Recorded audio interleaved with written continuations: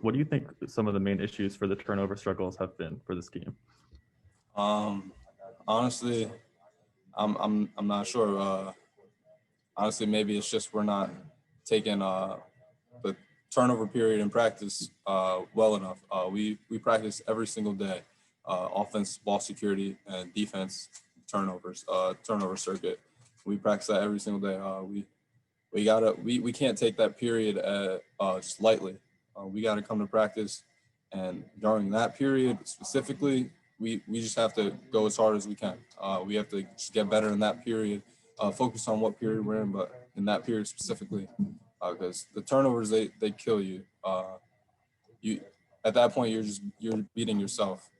So we got to take care of the ball moving forward, and just worry about sustaining drives.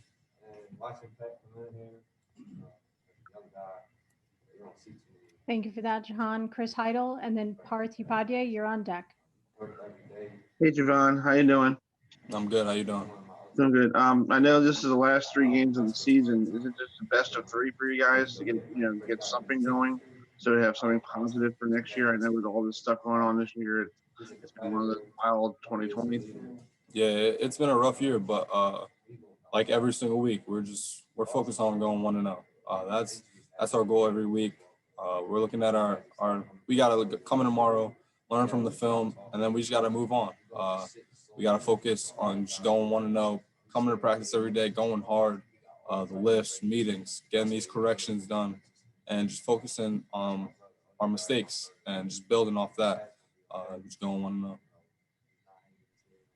Thank you for that candid answer, Parth. You're up next, and then Jill Giuliano, you're on deck. Jahan, you might have kind of answered this earlier. I couldn't really hear well, but I know you said you have belief in both guys at quarterback, Will Levis and Sean Clifford, but when you don't really know who's going to be that guy starting and kind of both guys are taking first team reps, I'm assuming, how does that affect kind of building that chemistry with either guy throughout the week? It honestly isn't that difficult, just because I've been with those guys ever since I got in here. I've been catching passes from those guys since I was a freshman, from both of those guys. So we've built the chemistry over the years. It's just a matter of execution. We just got to execute. We got to do our job, do our assignment, be on time for the quarterbacks. And we know they're going to get the ball to us. They're both more than capable of playing winning football, and we all know that. So we just got to come to practice. It starts in practice. We're going to get reps from both quarterbacks. So just taking advantage of every single rep. Thank you for that answer. Just as a reminder, everyone, please raise your hand. I don't have control, so after you finish your question, if you could lower your hand. Joe Giuliano, you're up next. And then Ubias Wilborn, you're on deck. Jahan, Coach Franklin says the story of the season is turnovers. How frustrating is it for you to just have your team go through the same thing every week with turnovers, putting you guys behind the 8 ball? Yeah, it is extremely frustrating, just because we know that turnovers swing the game. When you get turnovers in the game, it's like if you're on defense and you get a turnover, that's huge. You're putting your offense in a great position. When you turn the ball over, we know we're putting our defense in a terrible position. It's about field possession, and then just keeping our defense on the field for too long. We just got to maintain the ball, secure the ball. Coach Sharaka preaches the ball is the program. We just got to take care of the ball and sustain drives. Thank you. I apologize, Mark. Brennan, let's bump to you. I think I passed over you by accident. Mark. Hey, Jahan, the news that Pat Fryermuth is done for the season, what does that kind of how does that resonate within the locker room? Obviously a great player, but a team leader as well. How much are you going to miss him in on the field and that leadership actually on the field? Yeah, we're gonna miss Pat significantly. He's honestly, in my opinion, the best tight end in the country. And it hurts not having him out there, but he's one of those guys who he never gets down. He never gets down about it.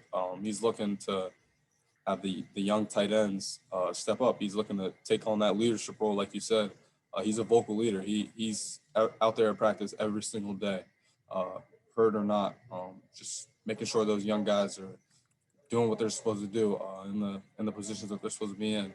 And we have complete faith in Brenton, Theo, Tyler, whoever's in the game. We know we have a lot of good tight ends at this school in this program, and losing Pat, it hurts, but it's just next man up. Thank you, Nubias. Apologize. I missed Mark and let him go ahead of you. But Nubias, you have the next question, and then John Petishnock, you're on deck.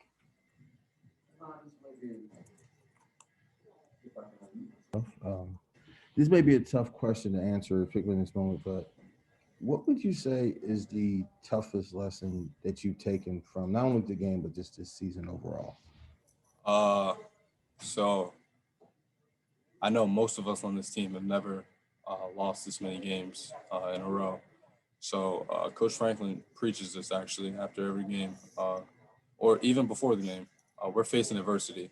Our backs are against the wall, and it's just how you respond to the adversity. You can do two things. Actually, someone on our staff, Dion Barnes, he talked about this in his hotel share Friday night. You can do two things when you're facing adversity. You can pack it up and just quit, and that's just how you're going to be for the rest of your life. You quit now during this season, 0-5. It looks hard, but if you quit, you're going to be a quitter for the rest of your life. Or you can put your head down and work and just fight the adversity and come out on top. And that's what we need to do. We just need to work. We got to come out and practice every single day and work, man. That's all to it. Thank you, Jahan. Let's go next to John Petishnock, and then Thomas Frank Carr, you're on deck. Hey, Jahan, building off of that answer, what in terms of body language and demeanor and attitude, what are you hoping to see from the guys, not just next week, but really for the rest of the season? Heads up. We got to have our heads up. We got to just battle. We know that we're all that we have. Us guys together in the locker room, we're all that we have. We can't, no offense, we can't listen to the outsiders, but we gotta take the constructive criticism when watching the film. We know our coaches are gonna put us in positions to win football games, and we gotta execute. We just gotta have our heads up and just move on and just win the week, win the day, and win the moment. Whatever moment you're in, win that moment. We gotta start doing things with a winner's mentality, and that's pretty much it. We just gotta win the day, come to practice every day, work, and just go 1-0. Just going to say thanks for that 1-0 mentality. Thomas Frank Carr, you've got the next question, and then Ben Jones, you've got the last question because we've got to wrap Jahan up. We've got 2 more questions. Hey, Jahan, appreciate you answering all our questions today. I know this is, a lot of heavy stuff, so I want to ask you a little bit more of a fun one. Jesus Christ. On the your touchdown, I think there were 15 yards off the line of scrimmage. Hey, Audrey, can you mute yourself? Audrey? Thanks. I think there were 2 corners lined up like 15 yards off the line of scrimmage. At what point in the route did you know you had the safety beat? Yeah, so it was kind of a double move off the safety, and I broke the cushion of the corner, broke to the safety, and as soon as I took my second cut to get upfield, I saw the safety he was kind of like in cement. He was kind of stuck in his shoes, so I knew that I had him beat right there. I just had to put my head down and get out of my break, and Sean placed it perfectly, and I was able to score. Thank you for that explanation. Let's go next to the last question for Ben Jones. John, this is a little out of left field, but you are so consumed with football that it is your life. Do you ever dream about football? Do football players have football nightmares? Oh, that's a good question.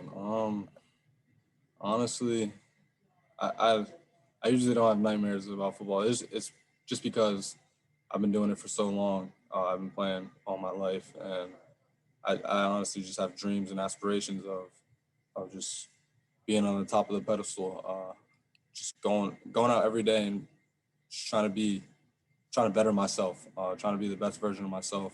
And if I want to go to sleep at night every day knowing that I got better in something, and that's just a big thing for me.